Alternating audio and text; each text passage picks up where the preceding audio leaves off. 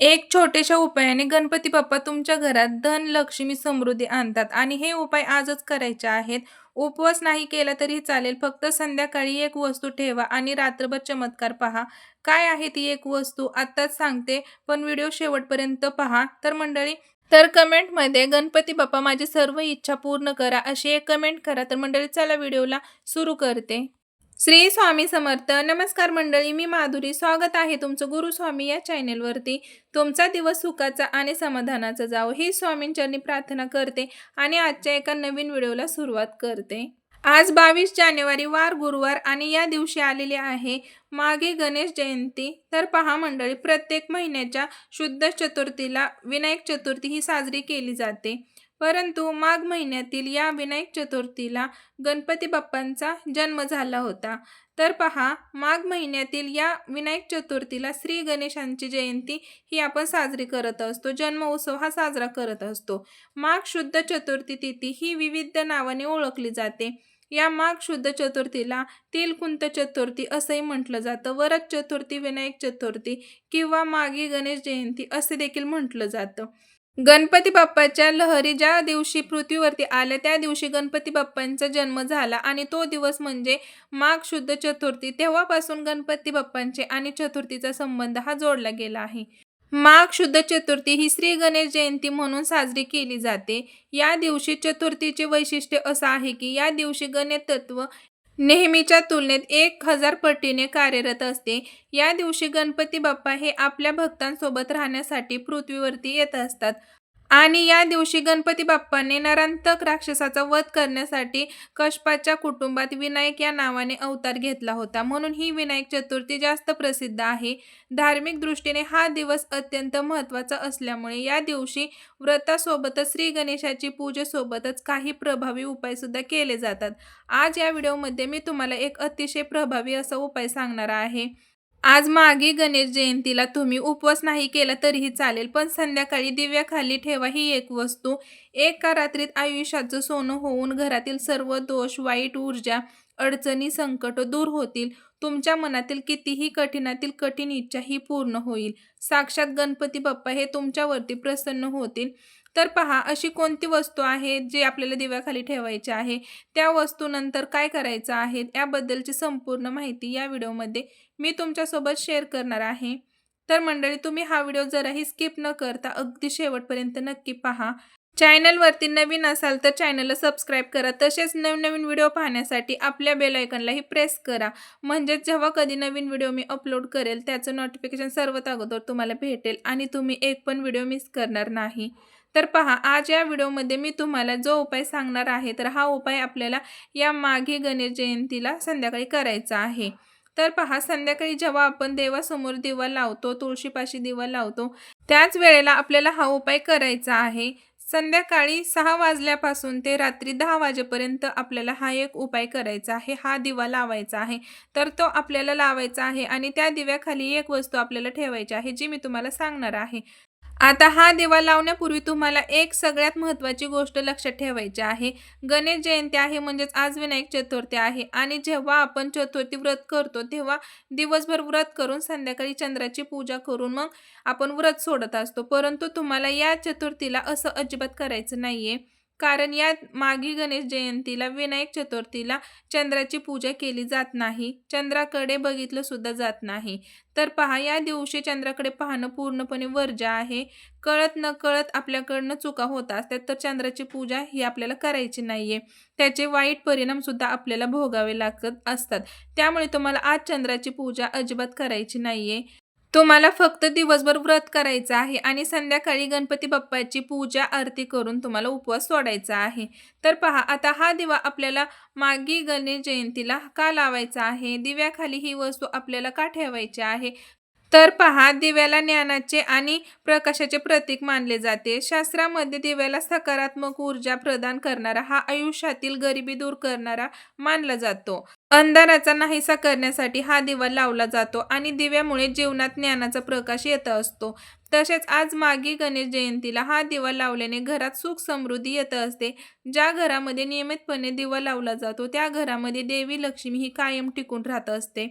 हा उपाय जर तुम्ही आज केला तर घरामध्ये अखंड लक्ष्मी प्राप्ती आणि धनलक्ष्मी प्राप्ती होत असते. जर घरामध्ये पैसा टिकत नसेल, सतत पैशाच्या आर्थिक अडचणी येत असतील, कष्ट करूनही, मेहनत करूनही तुमच्या कष्टाला आणि मेहनतीला यश मिळत नसेल, फळ मिळत नसेल, जिथे तुम्ही ₹50 कमवता तिथे तुमचे ₹100-200 खर्च होत असेल, तुमच्या मेहनतीला यश मिळत नसेल किंवा कोणत्याही कामामध्ये तुम्हाला यश मिळत नसेल, तर पहा तुमच्या मनासारख्या गोष्टी घडत नसेल, घरामध्ये पैसे येण्याचे सर्व मार्ग बंद असेल, तर आज संध्याकाळी आपल्याला म्हणजेच मागे गणेश जयंतीच्या संध्याकाळी आपल्याला हा दिवा अवश्य लावायचा आहे घरामध्ये. संकट, अडचणी, अडथळे असेल तर सतत घरात वादविवाद, क्लेश, भांडणे होत असतील किंवा घरामध्ये कोणतेही शुभ कार्य हे निर्विघ्नपणे पार पडत नसेल, आपल्या कुटुंबाची प्रगती होत नसेल, घरामध्ये सतत आजारपण असेल, आलेला पैसा आजारपणामध्येच निघून जात असेल, तर पहा हा उपाय आपल्याला संध्याकाळी तुम्ही नक्की करायचा आहे. आता संध्याकाळी हा उपाय करण्यापूर्वी तुम्हाला सर्वप्रथम तुमच्या देवघरामध्ये दिवा लावून घ्यायचा आहे. गणपती बाप्पांसमोर तुम्हाला एक दिवा लावायचा आहे. मुख्य प्रवेशद्वारावरती सुद्धा एक दिवा लावायचा आहे. तुळशीपाशी सुद्धा दिवा लावायचा आहे. कारण ही चतुर्थी म्हणजेच ही गणेश जयंती गुरुवारी आलेली आहे. गुरुवार बृहस्पतींना समर्पित असणारा दिवस आहे. या दिवशी भगवान श्री हरी, विष्णू आणि माता लक्ष्मीची सुद्धा पूजा केली जाते. म्हणून तुळशीपाशी सुद्धा तुम्हाला दिवा लावायचा आहे आणि यानंतर तुम्हाला हा उपाय करायचा आहे. आता पहा, हा उपाय करण्याआधी आपल्याला एक मातीची पंती लागणार आहे. दिवाळीमध्ये आपल्या ज्या मातीच्या पंत्या वापरतो त्यातलीच तुम्ही एक पंती घेऊ शकता. कारण मातीचे दिवे हे पंचतत्वांपासून बनवलेले असतात, तयार केलेले असतात. या दिव्यांमध्ये सकारात्मक लहरी आकर्षित करण्याच्या खूप जास्त शक्ती असते. आणि हा दिवा धूळ आणि वाऱ्याने सुकवला जातो, जो आकाश आणि वायू तत्वाचे प्रतीक आहे आणि म्हणूनच ज्योतिषशास्त्रानुसार मातीच्या दिव्याला सर्वश्रेष्ठ मानलं जातं आणि म्हणून हा उपाय करण्यासाठी सुद्धा आपल्याला एक मातीची पंती घ्यायची आहे. पंती घेताना कुठली खराब झालेली, फुटलेली अशी घेऊ नका. एक चांगली पंती तुम्हाला घ्यायची आहे. त्या पंतीमध्ये तुम्हाला शुद्ध गाईचं तूप घालायचं आहे. तूप नसेल तर तुम्ही तेल देखील घालू शकता, परंतु जास्त प्रमाणामध्ये तूप घालण्याचा प्रयत्न करा. त्यानंतर या दिव्यामध्ये आपल्याला दुहेरी कापसाची वात करून घ्यायची आहे. एक प्लेट घ्यायची आहे. त्या प्लेटमध्ये तुम्हाला जी मसूर डाळ असते तर ती मसुराची डाळ तुम्हाला त्या प्लेटमध्ये ठेवायची आहे आणि त्या डाळीवरती आपल्याला हा जो दिवा आहे तर तो ठेवायचा आहे. यानंतर हा दिवा आपल्याला आपल्या देवघरातील गणपती बाप्पांच्या मूर्तीसमोर किंवा फोटोसमोर ठेवायचा आहे. यानंतर हा दिवा प्रज्वलित करायचा आहे. दिवा प्रज्वलित केल्यानंतर आपल्याला एक चिमूटभर पांढरे तीळ घ्यायचे आहेत. ते आपल्याला उजव्या हातामध्ये घ्यायचे आहेत आणि ओम गण गणपते नमः, ओम गण गणपते नमः या मंत्राचा 108 वेळा जप करायचा आहे आणि हे पांढरे तीळ त्या दिव्यामध्ये तुम्हाला टाकायचे आहेत. या दिवशी तिळाला साधारण खूप महत्त्व आहे. गणेश जयंतीला विनायक चतुर्थी, तिळकुंत चतुर्थी या नावाने सुद्धा ओळखली जाते. तीळ म्हणजे तीळ आणि कुंद म्हणजे कुंदाची फुले, म्हणून या दिवशी बाप्पाला तीळ गुळाचे लाडू जे आहे तर ते नैवेद्य म्हणून अर्पण केला जातो आणि हेच तीळ जे आहे तर ते दारिद्र्यनाशक देखील मानले जातात. आणि या दिवशी तीळ जर आपण दिव्यात टाकले तर आपल्या घरातील गरिबी आणि दरिद्रता ही दूर होत असते आणि मसूर डाळ ही धनप्राप्तीसाठी आणि लक्ष्मी प्राप्तीसाठी मानली जाते. म्हणून या दिवशी दिव्याखाली आपल्याला जी मसूर डाळ असते तर ती ठेवली जाते. हा दिवा तुम्ही संध्याकाळी लावल्यानंतर कमीत कमी रात्री 12 वाजेपर्यंत चालू राहील एवढं तूप किंवा तेल त्याच्यामध्ये ठेवायचं आहे, घालायचं आहे. नकळत चुकूनपणे दिवा विझला तर मनामध्ये कोणतीही शंका आणू नका. ही दिवा तुम्ही जो आहे तर तो पुन्हा प्रज्वलित करायचा आहे. तसेच हा दिवा गणपती बाप्पांसमोर लावल्यानंतर तुम्ही मनोमनी बाप्पांच्या प्रार्थना करायच्या आहेत. तुमच्या घरात आयुष्यात ज्या काही समस्या आहेत, ज्या काही अडचणी आहेत तर त्या दूर होण्यासाठी आपल्याला देवासमोर प्रार्थना करायची आहे. यानंतर या दिवशी हा दिवा तुम्ही स्वच्छ करून पुन्हा वापरायला घेऊ शकता.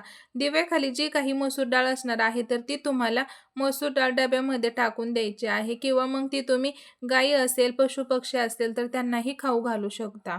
तर अशा पद्धतीने तुम्ही हा उपाय करू शकता. तर हा उपाय तुम्हाला आजच मागे गणेश जयंतीच्या दिवशी करायचा आहे. तर पहा संध्याकाळी आवर्जून करायचा आहे. अतिशय प्रभावी असा सात्विक उपाय आहे. ज्योतिषशास्त्रानुसार जेव्हा आपण दिव्याखाली विशिष्ट प्रकारचे धान्य ठेवत असतो तेव्हा त्या धान्याचा शास्त्रामध्ये एक महत्त्व असतं.